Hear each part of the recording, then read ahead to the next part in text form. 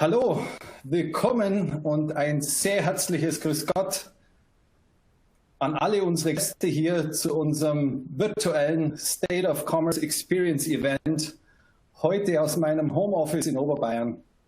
Mein Name ist Oliver Bogato, ich bin General Manager von Bloomreach in DACH und zusammen mit Sirko Schneppe, Gründer und Chief Sales Officer von DACH, möchten wir euch heute als eure Gastgeber herzlich begrüßen. Sirko, ein Satz von dir dazu? Ja, hallo auch von meiner Seite. Ein Gruß nach Deutschland oder nach Europa, wo immer Sie auch oder ihr gerade sitzt. Ich bin jetzt seit knapp 20 Jahren im E-Commerce und war immer schon heiß auf die Forrester-Studien, weil die dann doch ein bisschen mehr erklären, wie die digitale Entwicklung zukünftig weitergeht.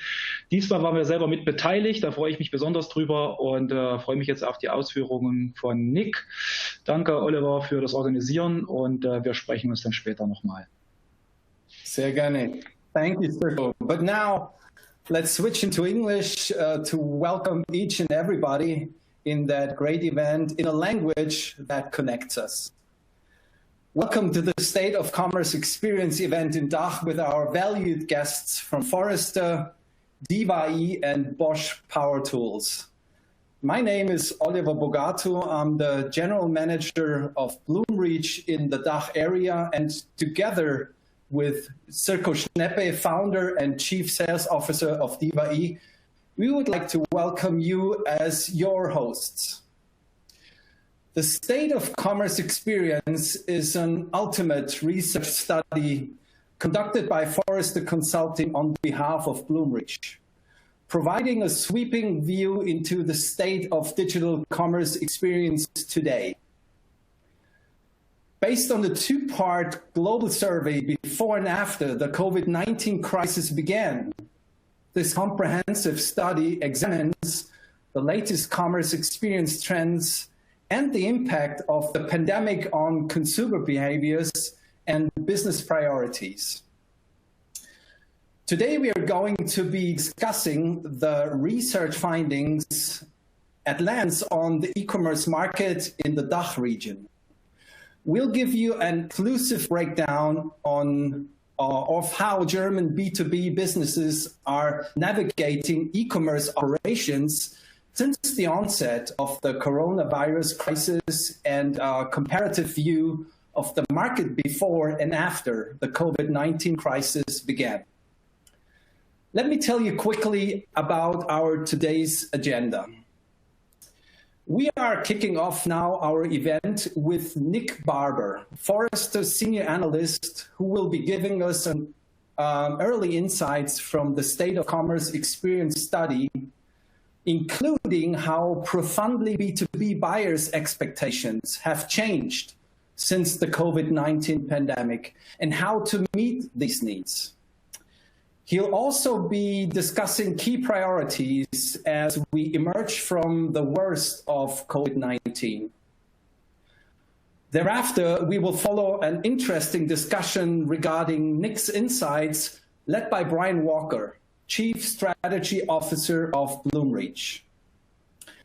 Then I have the pleasure to lead a conversation with Brady Murphy, Global Capability Owner of B2C Digital Solutions at Robert Bosch Power Tools, and Sirko Schneppe, Founder and Chief Sales Officer, DACH Platforms, on prioritizing e-commerce initiatives in B2B. And finally, we will close the event with Arya Chan, our Chief Product Officer at Bloomreach, who will be discussing how we can help driving digital commerce experiences. So, Nick, are you ready? Stage is yours. I am ready. Okay. All right. Thank you very much. And thanks, everyone, for taking time out of your busy days to join me to hear about the state of commerce experience in Germany and the DACH region. I want to start by bringing us back to just a few months ago, back in January 2020, when we were socializing with friends, perhaps over a beer. Our factories and industries were running without issue, able to meet the demands of both B2B and B2C customers. And consumers were out and about, shopping in retail malls, brick and mortar shops, as well as engaging online. But in a few short months after the beginning of this year, we entered the COVID-19 pandemic. And what was so striking to me is that at Forrester, I work with a global team of clients and coworkers, and no matter where I spoke to them, everyone was in the same situation. Everyone was working from home, really just going out for groceries. It seemed as if the entire world was going through this pandemic together. And as we conducted the survey with Bloomreach, we found that the COVID-19 global pandemic really put e-commerce in the spotlight. And one of the things that we know about this is when a consumer is exposed to an improved digital experience, their expectations for all experiences are reset to a new higher level. So what that means is consumers and B2B customers, they're not looking at you in a silo versus just your direct competitors. But every time they have a great experience, whether it's on Netflix or Facebook or Google or Amazon or somewhere else, that is resetting the bar for every competitor in this space. So it's important to understand that and see that as a key theme as we go forward here. And by the way, you'll notice some of the slides have a bit of a formatting issue. That's due to the platform. We apologize for that.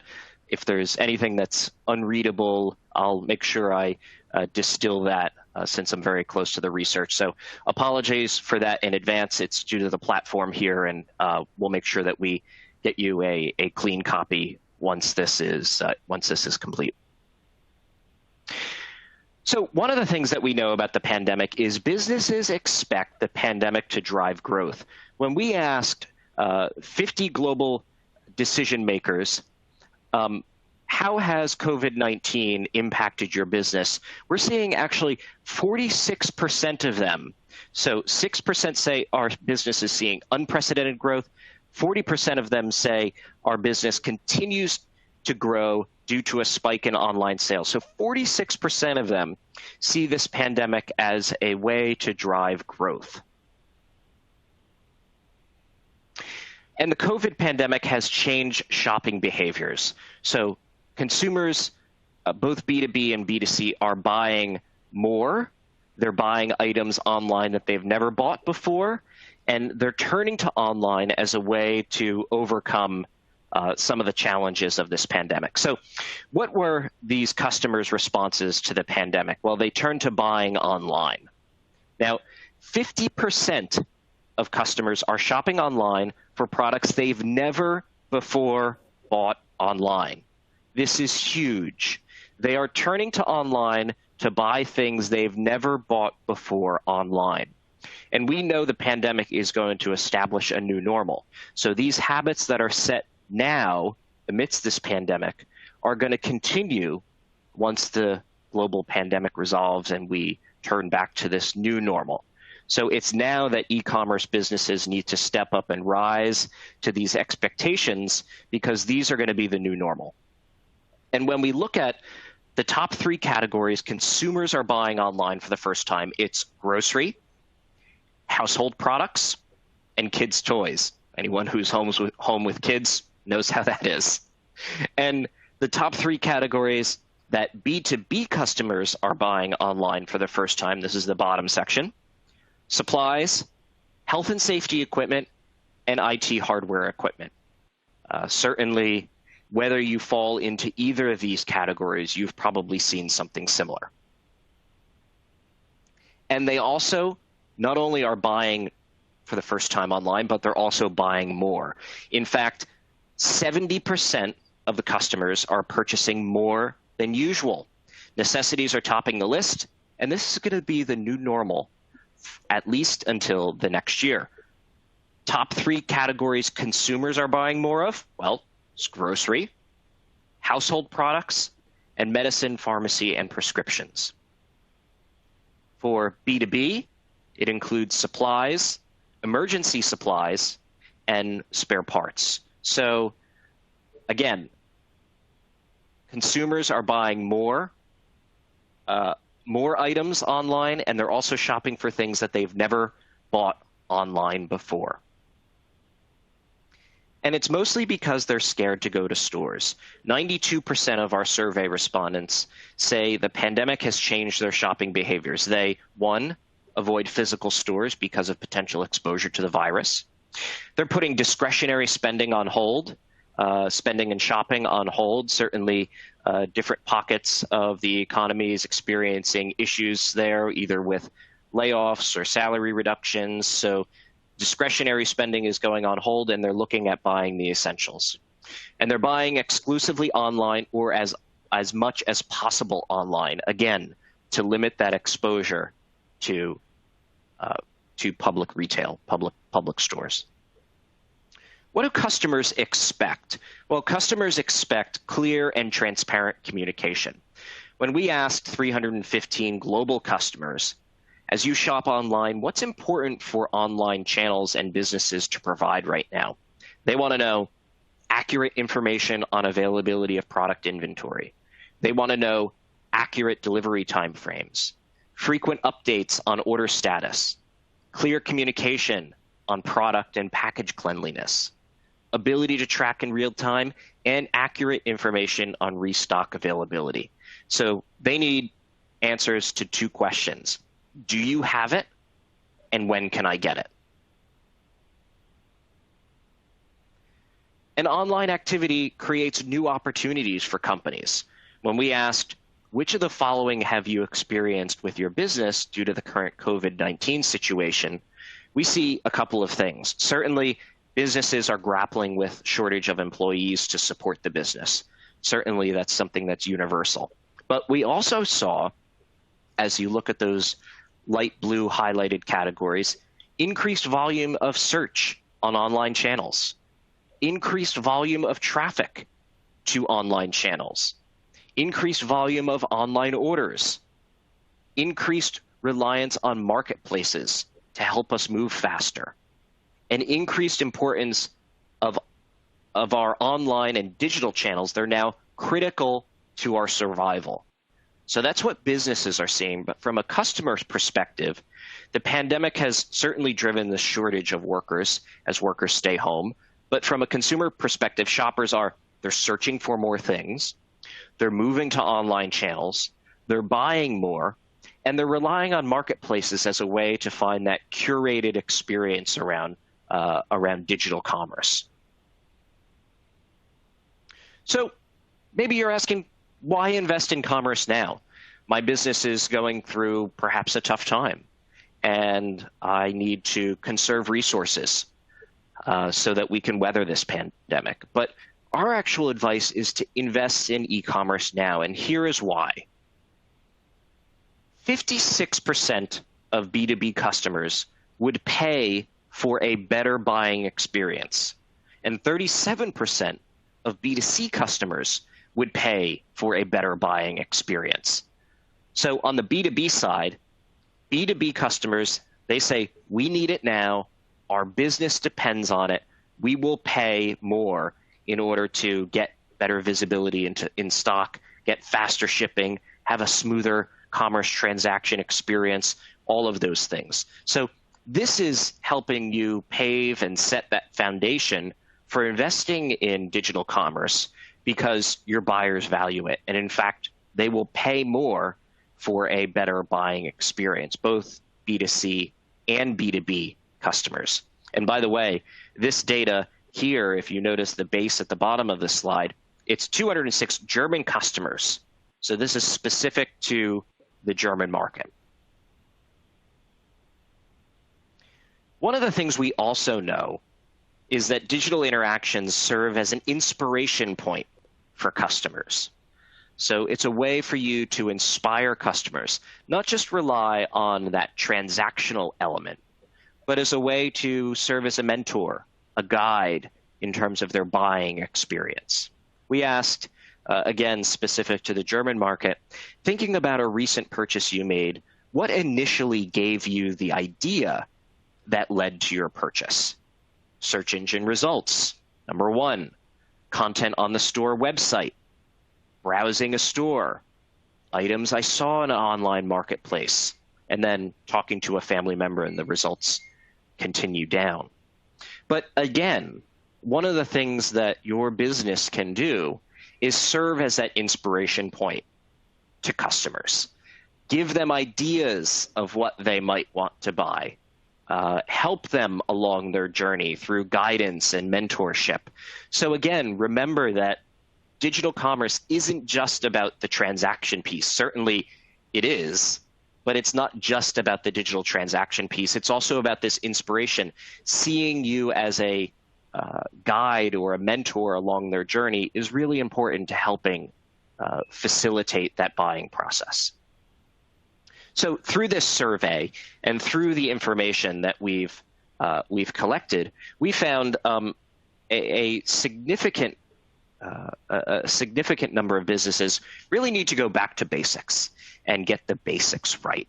So let's talk a little bit more about that.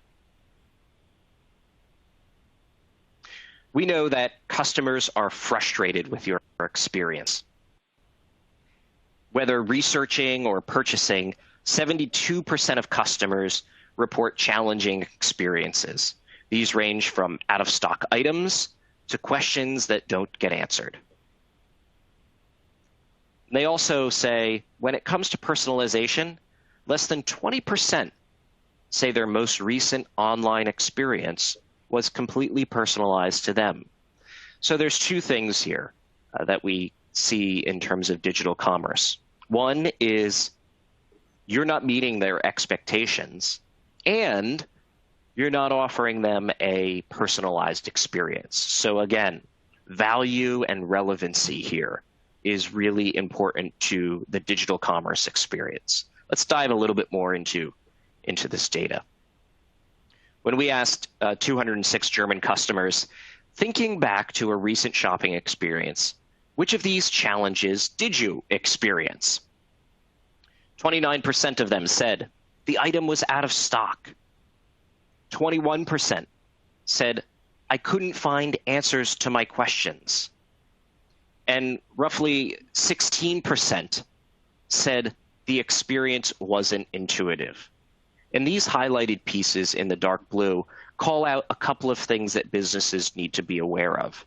And it all starts with fixing the basics. Items out of stock, couldn't find answers to my questions, experience wasn't intuitive. These are must-haves in the digital commerce experience.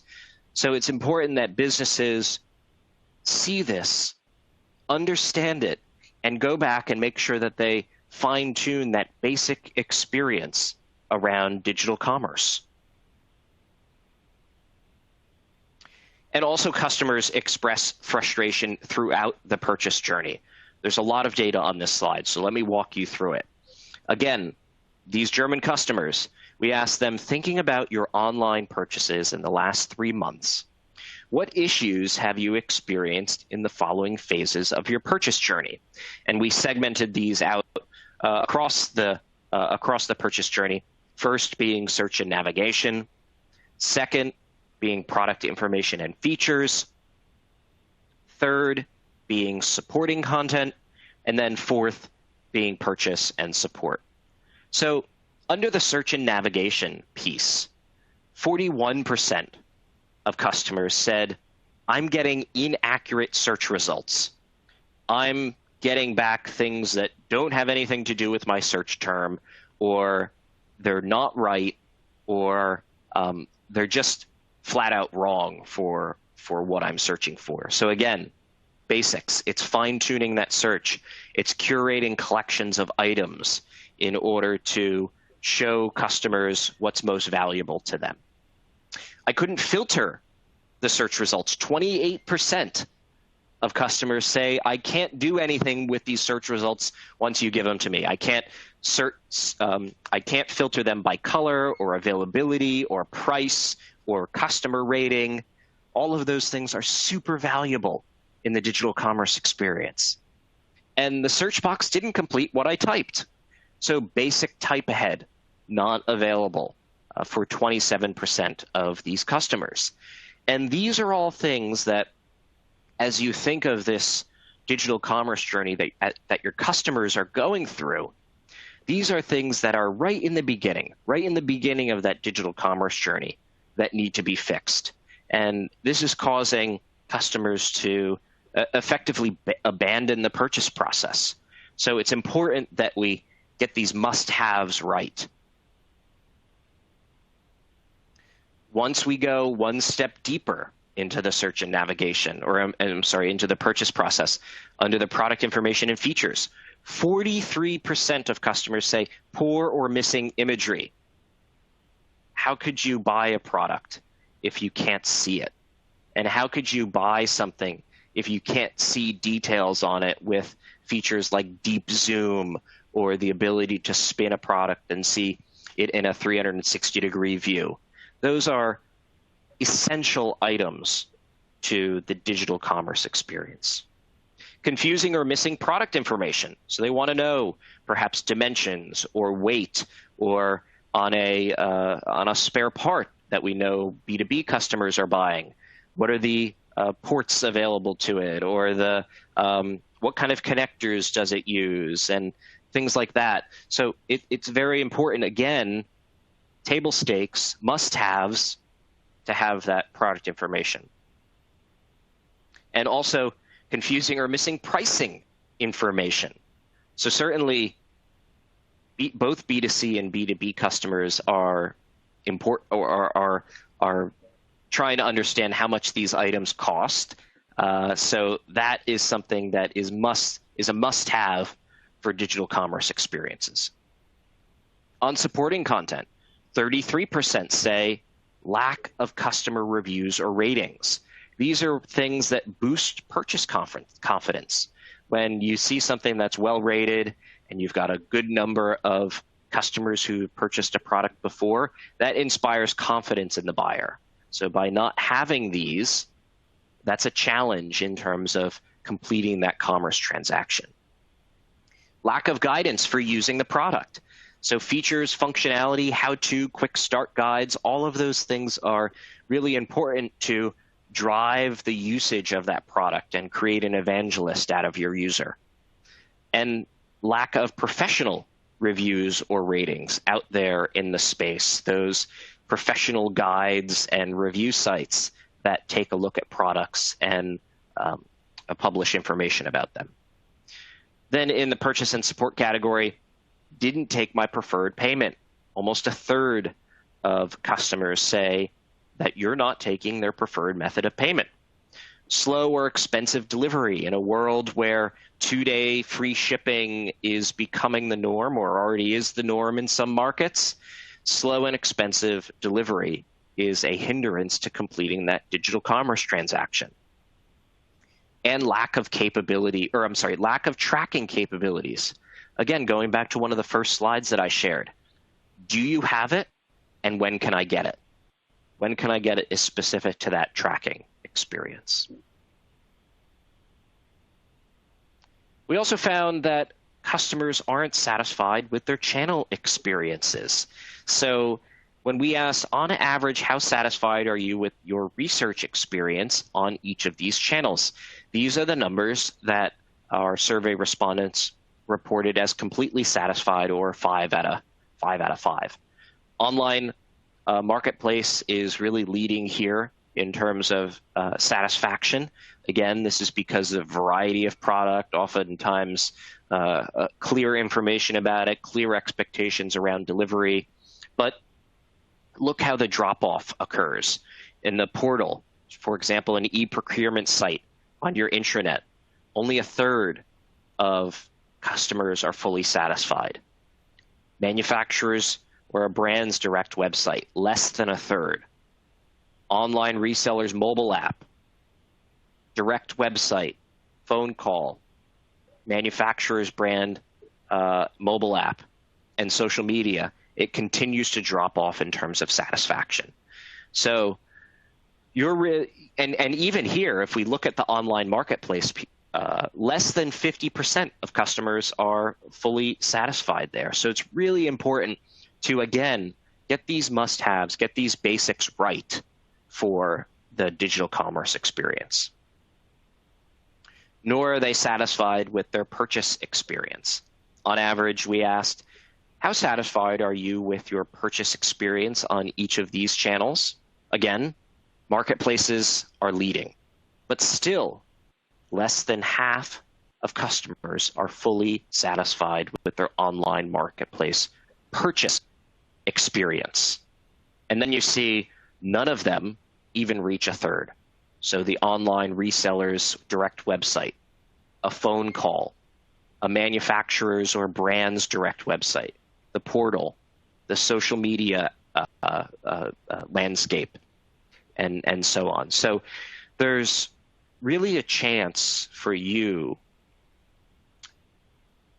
to up-level your customer's e-commerce experience, your digital transaction and digital commerce experience from the onset, from when they are searching and navigating and looking for that inspiration, all the way through to purchase and post-sale support.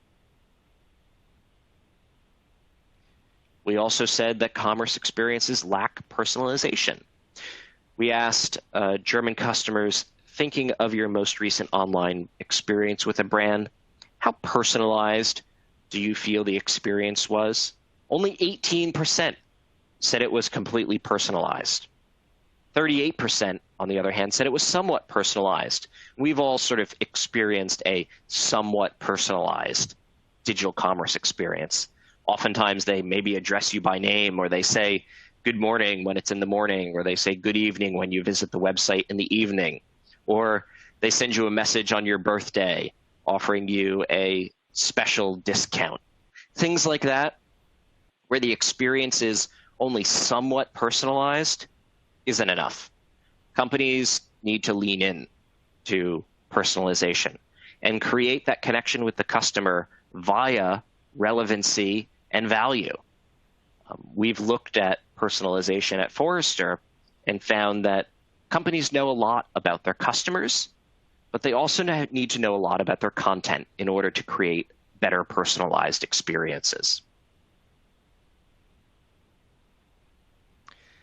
One of the things that we see is as these worlds converge, B2C and B2B customers have similar interests. We are, after all consumers first. We go home and we need to buy groceries and supplies for our homes and for our families, toys for our kids. And when we're in the office, we maybe need to buy replacement parts or buy machinery or IT equipment. And we're starting to see that B2C is influencing the expectations for B2B. And think back to my first slide in this presentation. It was that image of that track and field superstar going over the high jump.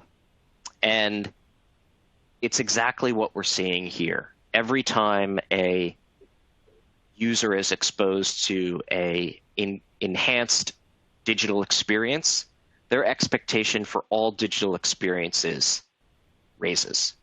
So again, we're seeing some positive experiences on the B2C side that are informing those expectations on the B2B side. So let's split this out by both B2B and B2C. We'll take B2C first. We're seeing that searching online is a top requirement for B2C customers. We asked 104 German B2C customers, how important are these activities for finding the products or services you plan to purchase? So if you take a look at the first one, we see reading a vendor or brand content, product content how-tos. But take a look at the next cluster, where you see searching on a search engine, searching on a manufacturer, brand, or wholesaler website, and searching for a product on a marketplace. You see the two colors shading where the dark blue is a critical requirement. So 11% of B2C customers say searching on a website is a critical requirement for me to do business with you. Where you see 47% say it's an important requirement. Searching on a manufacturer, brand, or wholesaler website, 12% critical, 41% important, and then you can see the rest there. So searching online is an incredibly important component that most digital commerce businesses aren't fulfilling the need for. And B2B customers, though they source insights from a wider variety of sources than B2B customers, they also prioritize search. Asked 102 German to B customers, how important are these activities for finding the products or services that you plan to purchase? Searching on a search engine comes in at number 1, 13% critical, 53% important. Searching on a manufacturer, brand, or wholesaler website, 13% critical, 37% important. And you see other things that go into that process, like reading industry analyst vendor evaluations, or reading online publications, searching for a product on a marketplace, emailing a vendor, and so on. One of the things that we know about the B2B purchase process is that it's long and more complex, which means your B2B buyers want more information to boost their purchase confidence, and they'll go to more channels. So they'll definitely prioritize search, but they're going to take in a number of different channels and a number of different locations for advice, as you can see here. Everything from searching on a search engine to reading peer reviews, emailing a rep, watching videos from the brand as well, watching videos from a reviewer. All of those are key to supporting this buying journey and this buying process. All right, B2C customers, they require the must-haves. We asked 104 German B2C customers, how important are the following search and navigation features when deciding to shop a site? They want search results that show me what I'm looking for, an easy to navigate website, the ability to refine search results by price, brand, style, or other product attributes. They want a search box that completes what I'm typing, so type ahead. Again, what we're seeing here is this move back to basics, is this move that customers want you to support the must-haves. They need those to be rock solid before you move on to some of the other capabilities. They also want detailed product information, availability information, and pricing clarity. We asked, how important are the following product information and features when deciding to shop on a site? They said, we want rich and detailed product information. We want to know product availability, visible, simple pricing, and a flexible return policy. These are the top areas that B2C customers want when it comes to product information and features. We see product video down there at 26%. We expect content like that, like video, to become more important as customers want to learn about features and functionality. Particularly video and rich media content is really well positioned during this pandemic to show features and functionality and to take the place of that in-store experience. On the other hand, B2B customers, they also want helpful search results, easy navigation, and advanced search capabilities. So they said, search results that show me what I'm looking for, an easy to navigate website, the ability to refine search results by price, brand, style, or other product attribute. For B2B, it's all about efficiency. Show me you value my time by getting me to the item that I want faster. And if you don't, I'll just go to one of your competitors. Pricing clarity, detailed product information, flexible returns and delivery, and product availability information is also important for B2B buyers. They say visible, simple pricing is important. Rich, detailed product information is important. A flexible return policy is important. And look at the number of these who call this a critical requirement, not just an important requirement, but a critical must-have. A quarter of them want visible, simple pricing. Almost a third are looking for rich, detailed product information.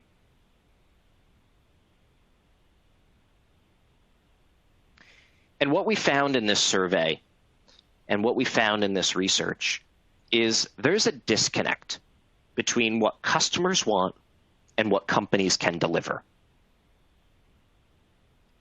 Businesses aren't prioritizing what customers want. So when we look at German decision makers of digital campaigns, online experiences, or digital commerce programs, we ask them, which of the following search and navigation capabilities are part of your commerce strategy? Autofill search box is number one. Visual search, so using a smartphone, taking a picture of it, searching by something visually. Personalized search experiences. Now, that's great, but think back to the few slides ago where we heard from customers what they want. They said they want easy website navigation. They want the ability to refine search results by price, brand, style, or product attribute.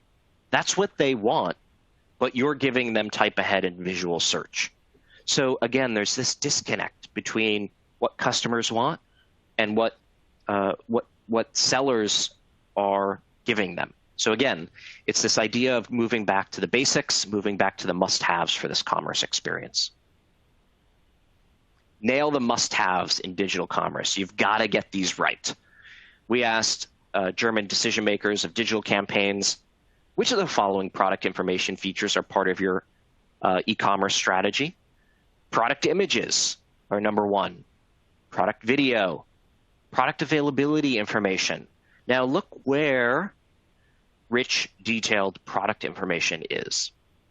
And one of the reasons that we think that this is the case, that businesses, only 24% are saying rich, detailed product information, is because they think they've got it right already. They think they've figured that out and they're deprioritizing it going forward. But in fact, the customers are telling us, no, you haven't figured it out, and you're not providing us with the rich, detailed product information that we need.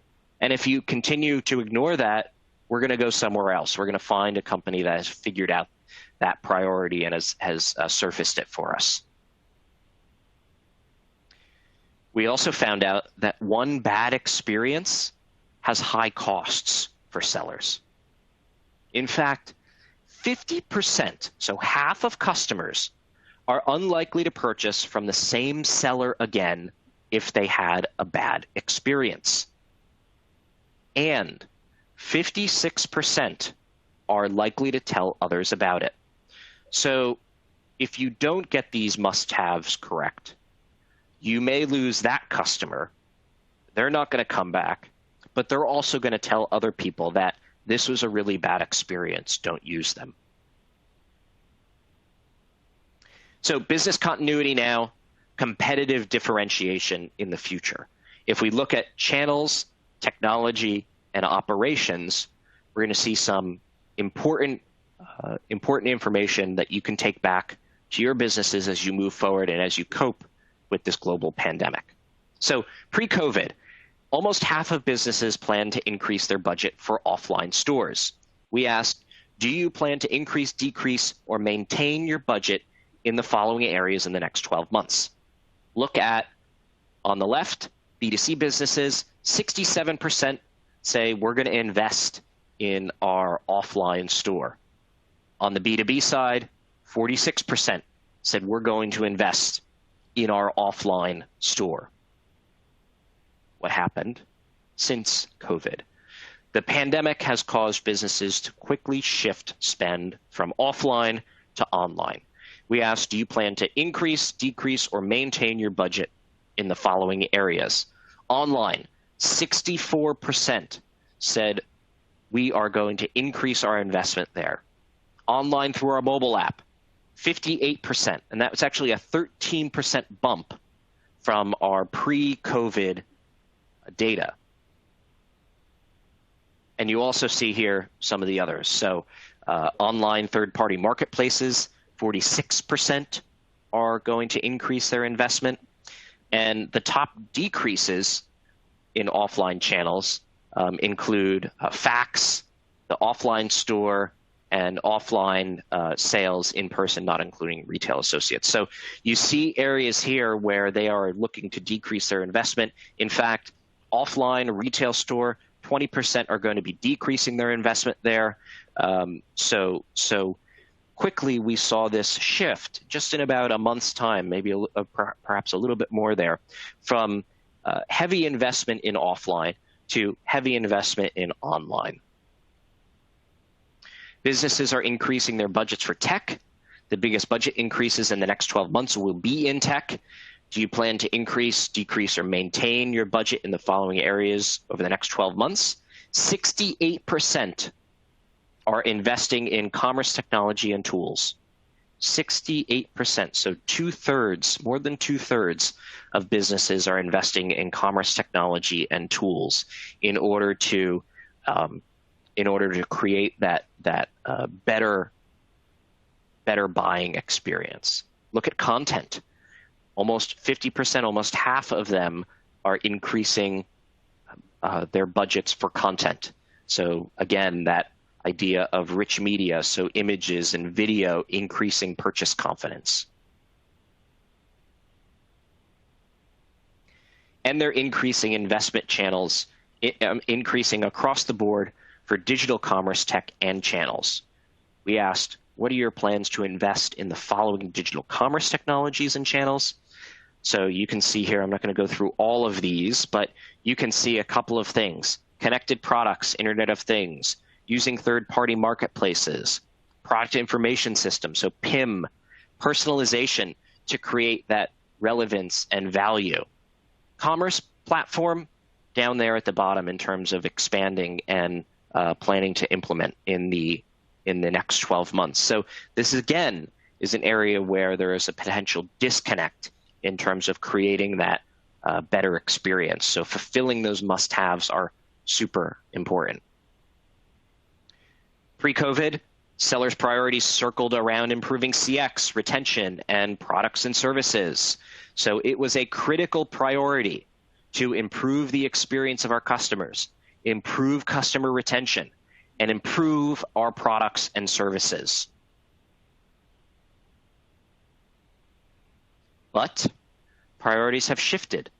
Businesses now focus on improving productivity of their teams, faster response to changes, and improving data usage and decision making. So here, again, critical priority, improving team productivity, accelerating our response to business and market changes, and improving the use of data insights in business decision making. While investments are increasing, they're not necessarily aligned with the areas that matter most to customers. So on customers' most valued capabilities, we talked about these already under search and navigation, easy navigation, helpful search results, and so on. We see over on the right-hand side of the slide, the pre-COVID data says we want to invest in connected products, third-party marketplaces, AI capabilities. Since COVID, AI capabilities jump up to the top because that gives us additional insights into what our content is. Advanced search capabilities because we want our customers to be able to find what they need faster, and so on. And getting smart pays off. In fact, 100% of our survey respondents said they've seen the value of AI on product recommendations.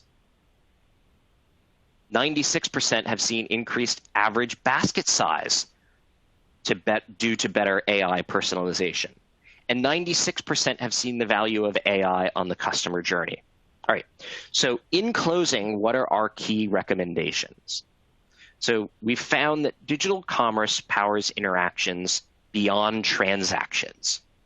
Today's customers need support along the entire digital journey, from inspiration pre-purchase to support post-purchase.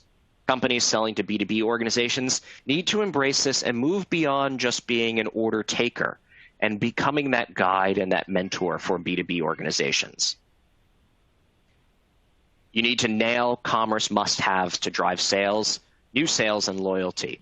Customers want to know if the item they want is in stock, and they want to see detailed product information about it. It's a digital commerce imperative for companies to deliver these must-haves. Last, look for your partners to tailor and optimize experiences. Look to search and content providers for embedded AI capabilities. Ensure those DX building blocks can interface with your other core digital commerce functions to surface content insights via AI and help enable more effective shoppable moments on any channel. And with that, I want to thank you all for taking the time to look at some of the digital commerce survey results specific to Germany and the DACH region. Again, my name is Nick Barber. I'm a senior analyst at Forrester, and thanks for your time. Nick, fantastic job. Thank you so much. You even ended Thanks, on Brian. time. I'm very impressed. I tried. You know, there's so much rich data from this. It would be I just wanted to make sure that everyone got a taste of this super important data that's really informing, I think, the commerce landscape and the experience landscape through COVID, and it's really going to have an impact once we return to this new normal. Yeah, I couldn't agree more. I think, it's important for business people to recognize in the data, right, what's really happening here. And as Nick takes a breath and maybe a sip of water, just a quick, I just wanted to quickly introduce myself. I'm Brian Walker. I'm Chief Strategy Officer here at Bloomreach. I live in Seattle, so sun is just coming up here as we're online. So I apologize for the hat, but it was a very early start to the morning. The German market is very important to us, and as a data-driven business and a business that uses data very much at the core of our platform, we really felt that we needed to understand what was important to you. What was important to your customers, whether you're serving B2B or B2C. Now, as we began this project, it was pre-COVID, and we actually had no idea what was in front of all of us and the impact that would have on the marketplace. I think, we're at certainly an incredible inflection point for the role of digital in all of our lives, and certainly digital commerce is, of course, important to all of us here on this call. And I think we're really fortunate to be able to look back kind of pre-COVID and then contrast the what's important to customers and to businesses after the crisis began. And while we all aim to be past this soon, and I think we're all following the news closely for things like vaccines and treatments that can enable our societies to return to some semblance of what came before. I know we all miss certain aspects of our lives that we had only a short time ago, like the beer and the opportunity to go to sporting events and enjoy ourselves, whether it's entertainment and the arts or just seeing friends and family. The fact is that things are probably not going to return to that in any real relationship to what it was like anytime real soon. So I think this data that Nick shared is critical for us to all take on board and understand and share within your organizations as you set priorities and as you make decisions about what's necessary for your business, and obviously to have a glimpse as well into what others in the German market are doing. Later on, in a few weeks' time, we'll also be presenting results that reflect more of a global view as well. You may also find that very useful to understand what your peers are doing in other markets as well. I think we'll probably see something very similar, though. I don't expect we'll see a tremendous difference in the impact of COVID-19 on digital and digital commerce. All right, enough from me.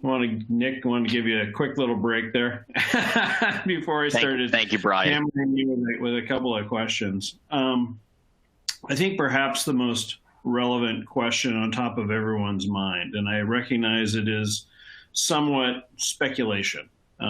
Sure. But as we look at what this new normal may look like, what should we anticipate consumer behavior looks like as the COVID situation stabilizes, hopefully, over the next number of months, as we hopefully are under control in terms of infections and the impacts that has on societies, and yet recognizing that customers, whether they're B2C customers or B2B customers, may not necessarily feel like, it's happy times again, everything's normal. There's the combination of the health concerns and the economic situation.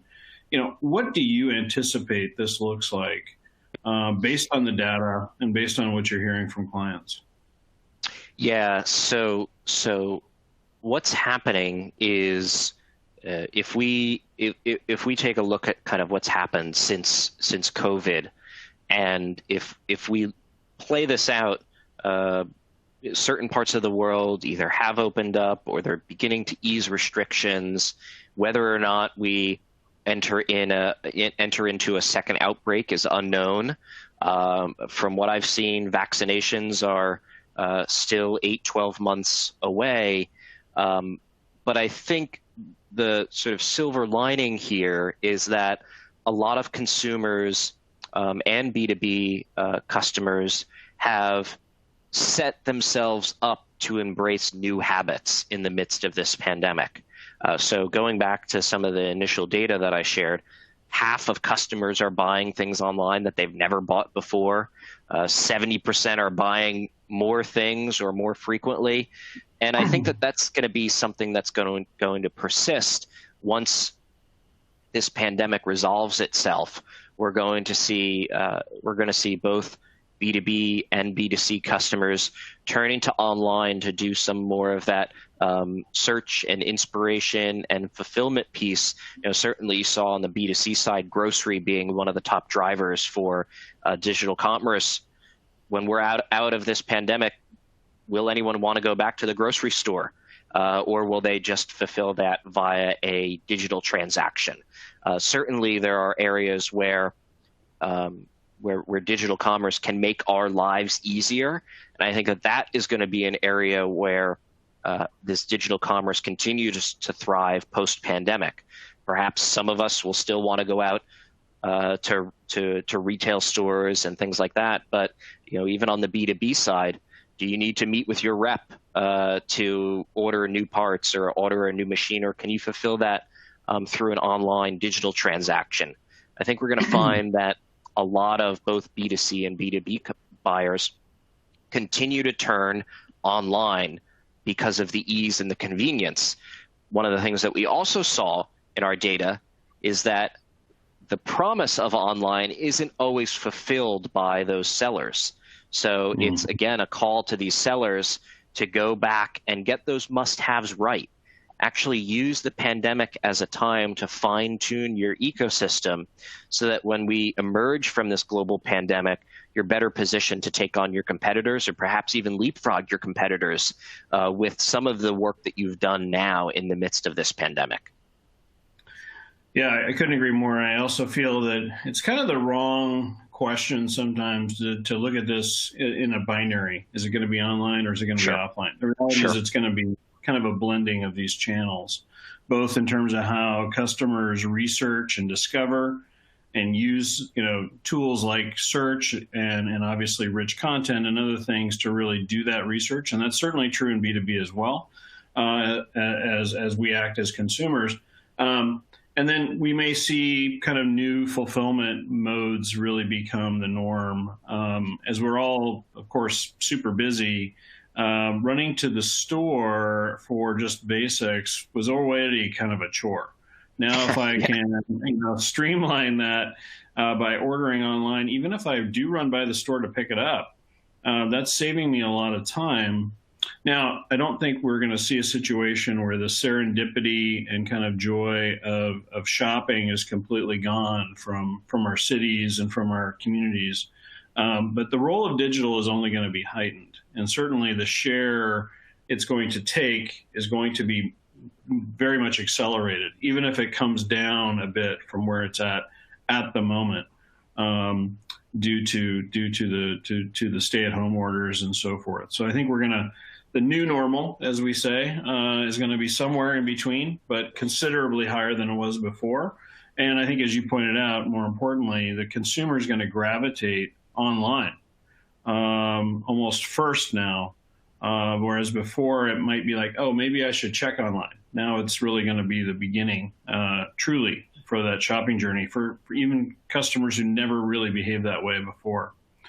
So we're talking about the German market here today, and I think it's fair to say, having spoken to many German business leaders, Circo, most recently on my podcast as well, German businesses have been a little bit slow to embrace digital commerce and these channels. Not across the board, so I don't want to offend everyone here by claiming that. But nonetheless, I think it's fair to say that there are some businesses that may have been in business for some time who really saw digital commerce as a bit of a side project, or maybe a bit of a novelty, or not really necessary.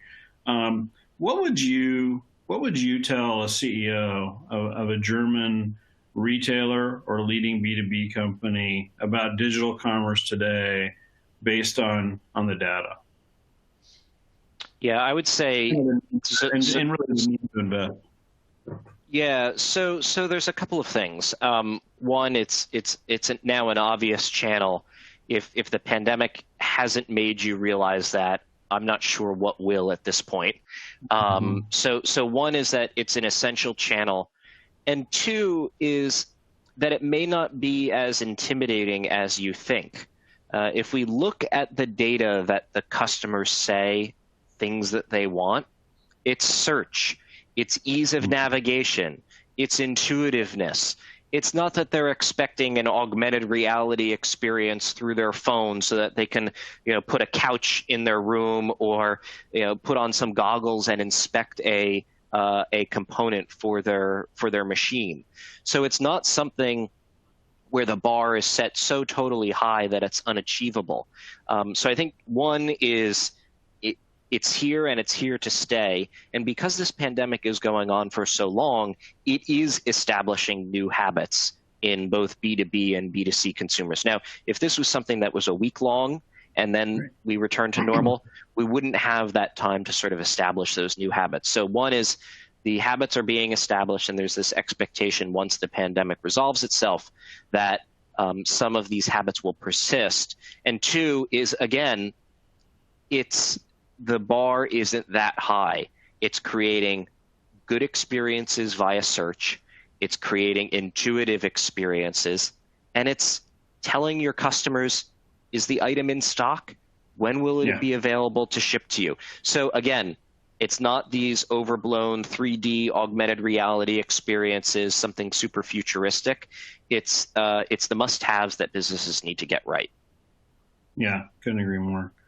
And to that point, I mean, it's 2020. E-commerce is over 20 years old now. Unfortunately, I've been around for all of it. It kind of dates me. But are you surprised to see so many common issues and frustrations kind of continue to present themselves for both consumers and B2B customers? If you asked me this earlier in my analyst career, I probably would have said, yes, I'm surprised.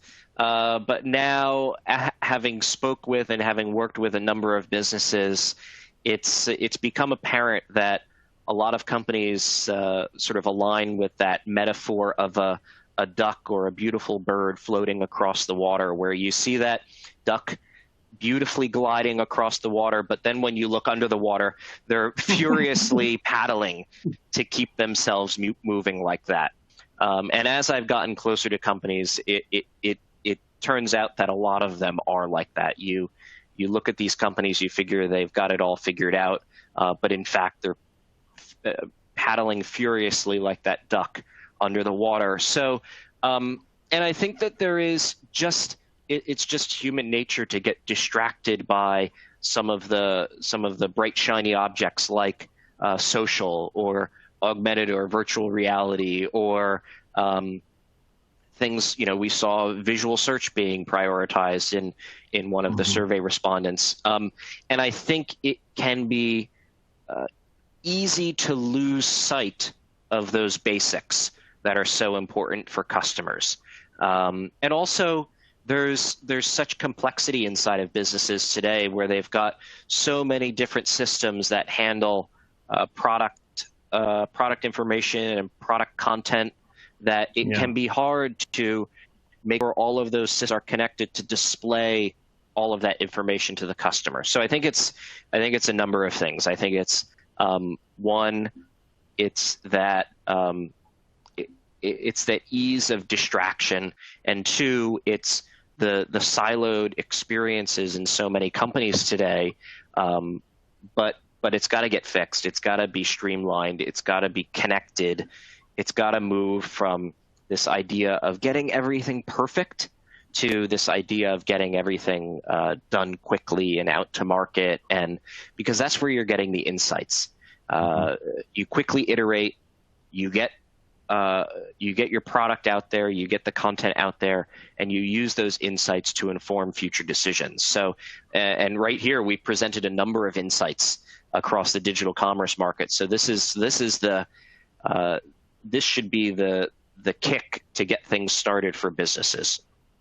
Yeah, and I think in some ways digital has been the caboose, and the train ran backwards, and now it's got to be the engine. And I think for a lot of businesses, it's really recognizing that digital has to come first instead of last, and not see it as an afterthought or just a addendum to your business process. You really need to organize around it. And as you said, use data to learn quickly and adapt. But most importantly, focus on the basics that customers expect every day. And there are some paradigms that have been established and certainly the must-haves that customers expect to work well in order to succeed. Well, Nick, thank you so much again for your time today. Thanks, Brian. Great content, really appreciate it. I'm confident that everyone gained a lot from that, and I'm sure everyone is eager to know how they can get a hold of the data and the content. So obviously, at the end of this session, we'll make sure you understand how to get a hold of all of that, as well as some of the other content coming through the project related to other markets that you may also be interested in. So with that, Nick and I are going to go on mute and hand it over to Ollie, Circo, and Brady for a fireside chat. It might be spring, but I know it still gets a little cold out, so I think a fireside chat is still appropriate. All right, thanks everyone. Thank you. Thank you so much, Nick and Brian. Great talk, great insights, great data. Nick, I like the duck story. That was a great talk and pictures, which totally gets the message on the point. So actually, while we were preparing that event, we were asking Brady and Circo if they would be available to ask some of our questions, which for sure will weigh on our clients and customers and guests' mind. And let me start with Brady first here and drop my first question. Brady, actually, can you characterize the journey of Bosch on B2B and B2C and how business views those channels? Sure. Thanks for having me on the webinar today. Yeah, we have two views in B2B and B2C, and then there's also kind of a blur of the two sets that you could that I can explain too. Primarily our B2B customers are through our distribution network. So within that, we have different customers that sell differently. So we have kind of our traditional trades shops that are selling directly to large companies that are doing large construction sites, or even small tradesmen, but they're primarily selling through in-store capabilities. And then we also have kind of our large box stores that are selling online as well as in-store. And so they're using both those channels to complement each other. And then we also have customers that are actually pure online players. And so their capabilities are different. Their wants and needs are different. So they have a different kind of user journey throughout our process. And we do a lot of business through our business selling portals or e-commerce portals. And so there we want to make sure that we have a more simple navigation for all of our customers, because some might be more digital savvy than others. It's important. I think Nick hit on a lot of these things.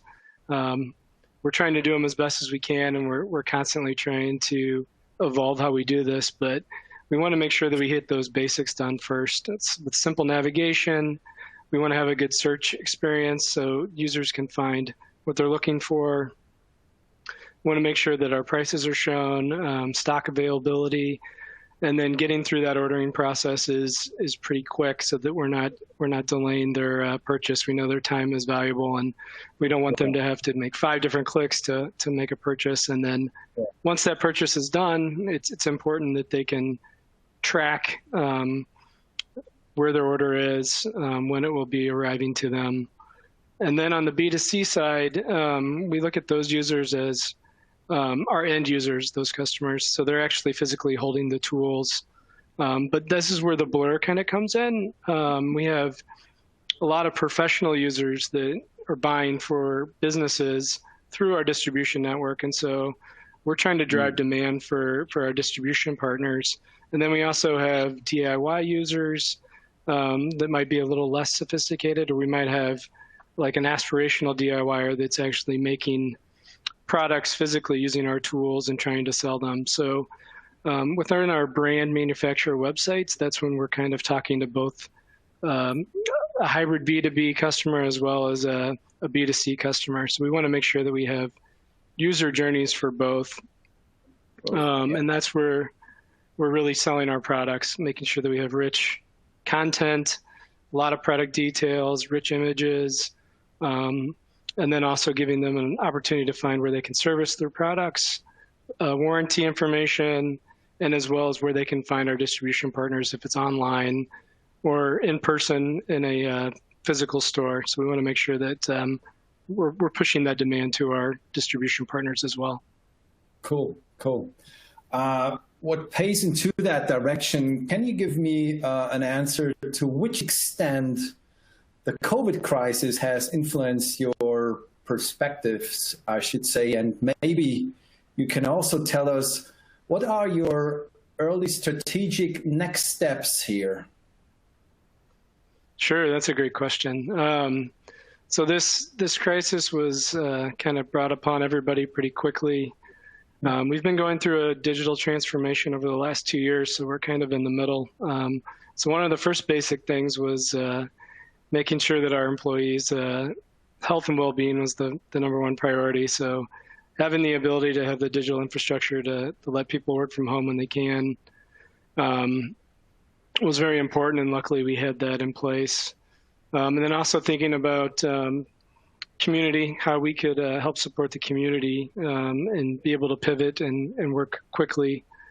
So we did a couple of things. We had some manufacturing plants slow down or completely closed because of different industries were basically impacted differently. So not necessarily power tools, but we're able to kind of shift and be agile. And we started creating medical masks. So we're manufacturing those now. We were able to donate some tools to a reserve hospital that was being built in Berlin, because community's always been a big thing for Bosch. So we also wanted to look at how we could help the situation outside of normal business.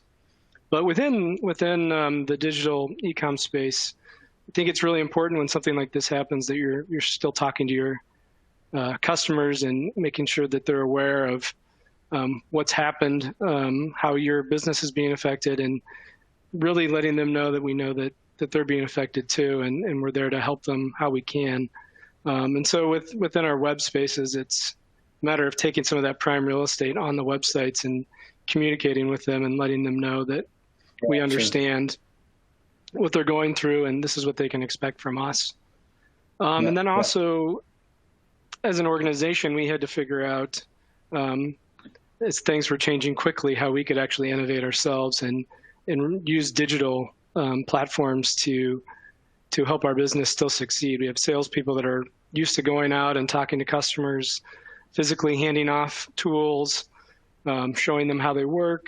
And so we started creating some online training videos that we could share with our sales team, that they could share with the customers to kind of keep that connection with them and have them digitally feel the tools, I guess you could say. And then the other things were we just noticed how demand was being driven towards online. And so now we'll come back and look at a lot of the data that we've collected, because there's more data than we're used to getting from online, and we'll see how we did and how we can make decisions going forward in case something like this happens again. This what you just said builds me the bridge on my last question, and maybe you can give me a precise answer on that. What are your business objectives today versus, I should say, the former situation without any COVID impact? Yeah, I mean, that's another really good question. So like I think I mentioned earlier that we're going through a digital transformation. So becoming a more digital business has been really important for us the last 2 years, and we're in the middle of it. So I wouldn't say that our objectives fundamentally are changing. We still want to drive more digital sales. We want to increase our market share. But I think what this situation will do is help us prioritize and cement what we've been doing.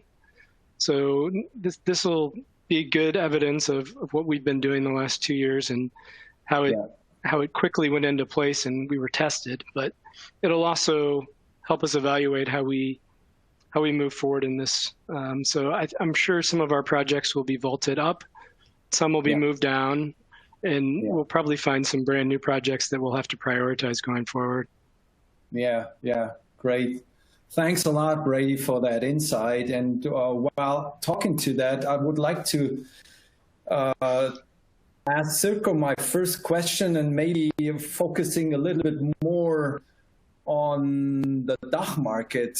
Sirko, what are your general observations regarding what is actually happening in the German market?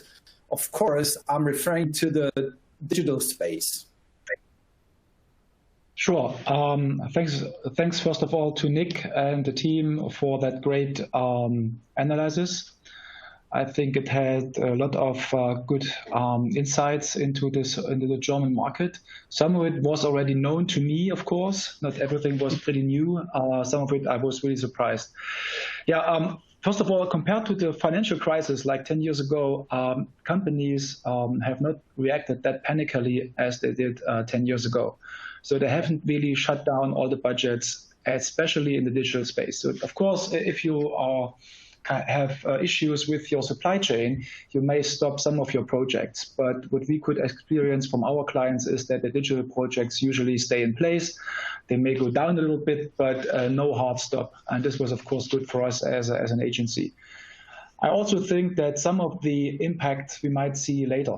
Currently, we are still in the lockdown mode, although things start to easing up. And then this week and next week, we will see an L development where a lot of the long-term impact will show later on. So I'm not sure what will happen to some of the companies, but there will be some kind of things going on. Of course, we see more digital coming in Germany, especially digital payments. Some stores for the first time take digital payments as payment method. That's great. We have a lot of new people in the digital space, elder people, younger people who do experience digital as a very common shopping environment, which they haven't done before. And finally, the home office has arrived. This morning, I heard in radio, in a kind of popular radio show for the first time, that they've talked about the experience with home office and how is this going to change their lives and so on. And this, whenever it comes in a popular German radio station, it hits, the common people. Like it's really now a common knowledge, as it was with eBay and with Facebook. And once it starts discussing at popular radio stations, usually it's in the minds of all the people. And so home office is certainly a big change, because it not only changes people's life, but also our life as companies. Yeah, for sure. Yeah. Let me ask you, because you are like a consultant and a solution and service provider company, what will be the most significant changes regarding B2B versus B2C? Because this was one of our topics we focus on. Yeah. That means changes regarding B2B versus B2C commerce due to the crisis. What is your view on that? Yeah. So let's start with B2C. For B2C, it's now the time of the late adopters. So if you have not pioneered that channel as a B2C retailer, now it's a good or final time to do that, because most of the people are now online, even maybe target groups who haven't been online, and that's why you have not a very strong online channel. Now you should embrace that for sure. And this includes such industries like financial services. So my view on it is that the agency sales will get digital. So if you have an agency network, so you're selling financial services or you're selling insurances, and it's a very strong German market that you have agency offices all over the place selling insurances, for instance. This will, of course, not only because of the lockdown and the changes in terms of how you deal with people will go down, but also because it's a very homogeneous product. It was not done digital because there was no real reason for it. Now this has changed. So we're going to see a lot of agency sales in financial services as well as in real estate, for instance, will go digital. That's one side of the B2C business. And of course, we see a stronger support of other areas like educational products, sporting, and also medical, which we see more online. This comes along with the point of sale evolution, I would call it. So any point of sale business will have a digital backup in future. So we're going to see new services where you combine your online channel with your point of sale, with your retail store much deeper than it was in the past. And finally, for B2B, of course, there's an increasing momentum, because first of all, you have to reach out to your international destinations in your international markets, which you have done usually in person or with sales reps in the field before. You now have to do that digital, but also more direct sales models will surface. So I can imagine that many B2B companies who have sold through distribution networks in the past may consider now to overcome that additional step in the value chain and sell direct, because they have to. Otherwise, they don't have a backup. Once another lockdown comes again, how would they sell if there is no sales rep in the field? So I think are a couple of developments I'm going to see. Perfect. And one last question to you personally. So what is your personal perspective pre versus post COVID-19 overall? Maybe you can give me short questions, because we're running a little bit out of time and I don't want to cut this out of Arje's part, but this is also very important. Yeah. So I think I'm going to make two comments. One is I have two teenage boys, and I have figured out that the Generation Z has their singularity now. So they have their life-changing event, the inflection point of their personal development, which will, in my opinion, correct their view on society, on personal development, and on safety. So nothing is a given from now on for them. So they experience that life is not as easy as they thought it would be. So they will become, I hope, more kind of aware, and that's maybe just because I'm a father and I have to hope that. But anyhow, I really have big discussions with not only my kids, but other kids, and it's life-changing for them. And the other thing is that, which I do not hope, but after the terrorist attack in 2001 in New York, the United States founded the Transportation Security Administration, the TSA, which gave us all the nice scanners on all airports. And this was also life-changing for everyone. And I heard for the first time from one of my North American buddies that there might be a virus security administration, and this is no joke. So where actually they also think about long-term measures, how to prevent such outbreaks from happening again. So that's pre and post. These are certainly two changes we're going to see, and it's from a personal perspective, not so much from a business perspective. Yeah. Thanks a lot for that insight, which is awesome. Brady and Circo, thanks a lot for that chat. And now I'd like to hand over to Aryeh, who's actually talking about how we as Bloomreach can help driving digital commerce experiences. Right. Yeah, absolutely. Thank you, Oliver, for introducing me there. Hello, everyone. Good to be here with you. My name is Aryeh Khan.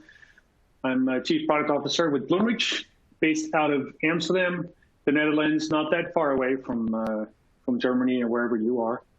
By now, you're probably wondering who we really are. So let me talk a little bit about Bloomreach and the product that we offer, which is Rex, and how it can help you and how it has helped our other customers. Rex is a digital experience platform for commerce experiences, and I need to maybe explain a little bit what I mean with that. With our DXP, we've got the building blocks to build great commerce experiences, and I'll show you how we do that in a little bit and what those components really are. But what's really important is that our digital experience platform is a little different from others. We are really a commerce experience platform. We believe that every aspect of a commerce experience should ultimately and demonstrably lead to higher revenue. That is our mission. So whatever my team puts together, the product managers, the engineers within Bloomreach globally, with every feature we ship, we really make sure that it ultimately contributes to a higher revenue for you, and that we provide the feedback loop to you so you can understand actually how it's working and potentially what may not be working.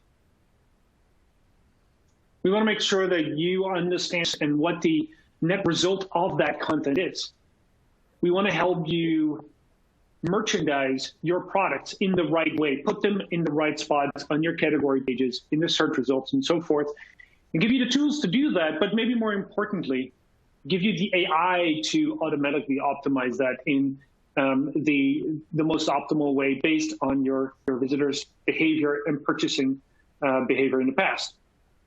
So with that platform, with BRX, we've been able to drive a staggering number of online sales, more than $207 billion a year in the US and the UK.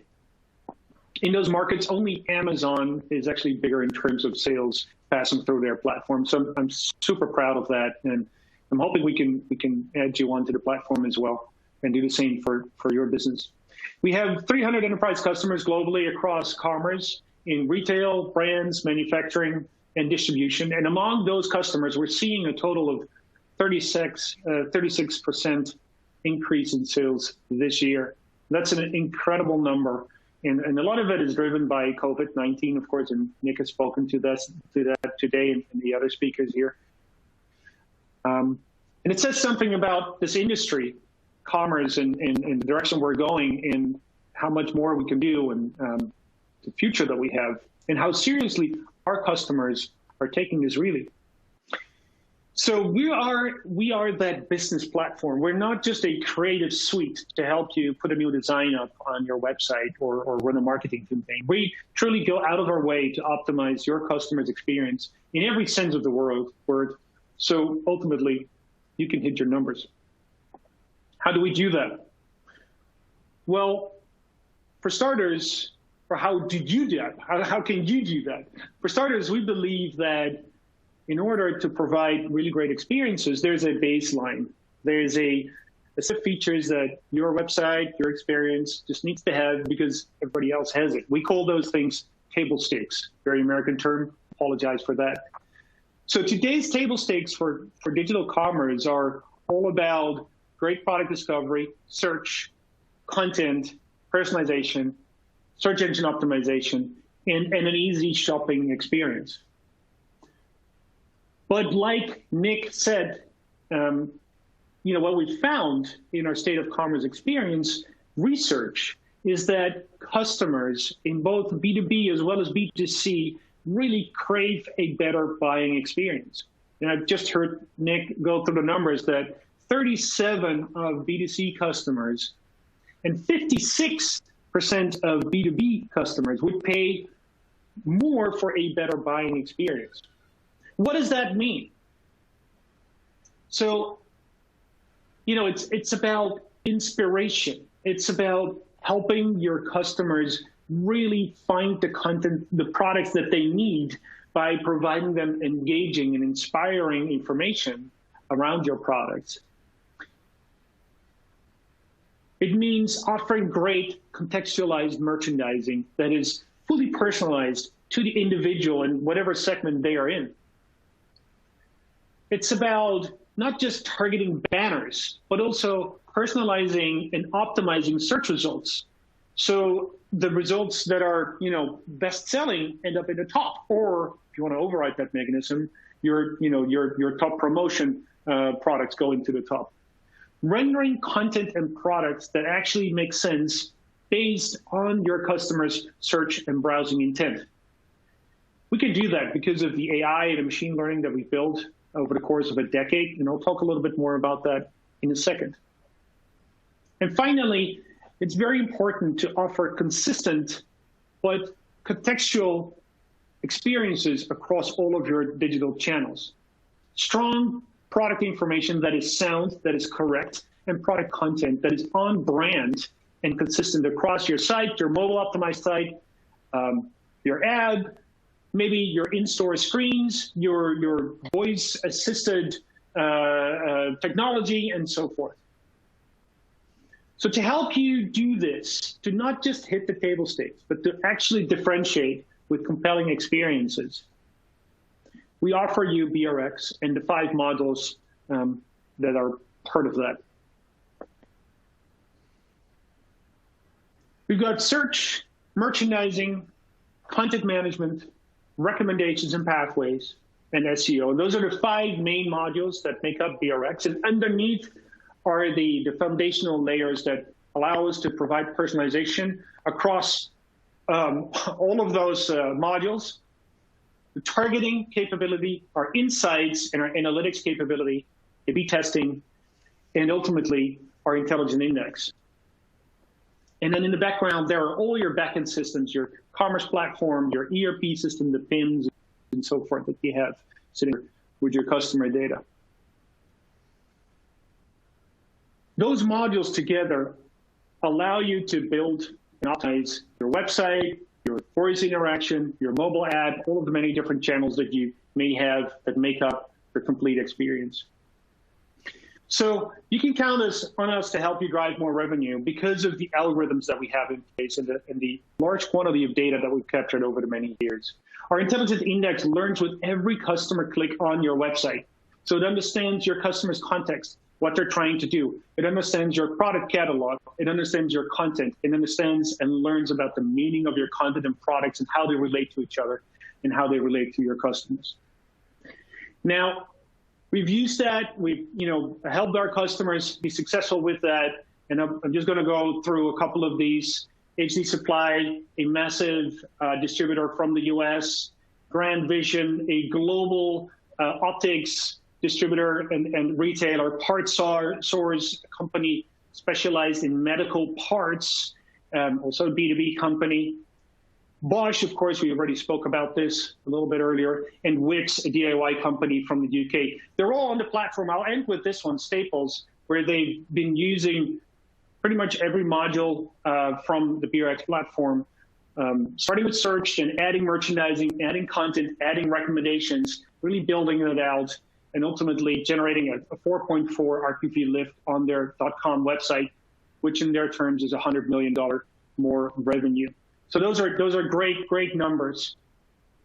Got some use cases that maybe can help you and inspire you a little bit on where to get started when you're thinking about improving those experiences. And I'm sure we'll share the slides with you later so you can dig into these a little bit deeper. What I find extremely important before we wrap up today is to tell you that you don't have to re-platform your existing commerce platform to benefit from what BRX has to offer.